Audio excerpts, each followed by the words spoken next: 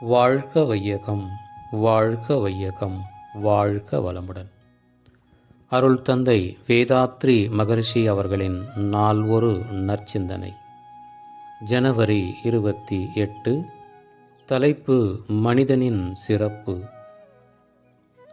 உலகிலுள்ள எல்லா தோற்றங்களிலும் எல்லா உயிர்களிலும் சிறந்த மேலான ஒரு இயக்க நிலை மனித உருவம். எல்லாம் வல்ல இறைநிலையை முழுமையாக எடுத்துக்காட்டும் பிரதிபலிக்கும் கண்ணாடி மனிதனே. உடலுக்குள் உயிர், உயிருக்குள் அறிவு, அறிவுக்குள் அருட்பேராற்றலின் இயற்கை, இவ்வாறு ஒன்றில் ஒன்றாக நிலை கொண்டு மனித ஒரு சிறப்பாக வியத்தகு முறையில் இயங்கிக் கொண்டிருக்கிறது. உடல் குறிப்பிட்ட அளவு பருமனால் எல்லை உடையது. உயிரானது நுண்ணிய இயக்க மூலக்கூறான விண் எனும் நுண்துகள்கள் கோடிக்கணக்கில் ஒன்றிணைந்து ஒரு தொகுப்பாக இயங்கும் ஆற்றல். இந்த உயிரானது உடலுக்குள் சுருங்கவும் உடலுக்குள் புறத்தே தக்க அளவு விரியவும் கூடியது. அறிவு என்பது உயிரை மையமாக கொண்ட மெய்ப்பொருள்.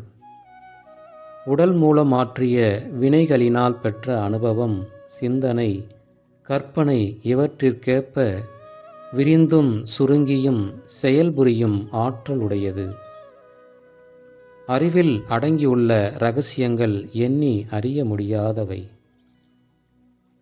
எல்லாம் வல்ல முழுமுதற் பொருளான மெய்ப்பொருள் உயிராற்றலை மையமாக கொண்டு தனது அசைவினாலும் உணர்வாலும் ஆற்றிய வினைப்பதிவுகள் அனைத்தும் அடக்கம் பெற்ற கருவூலம் அறிவு ஆகும்.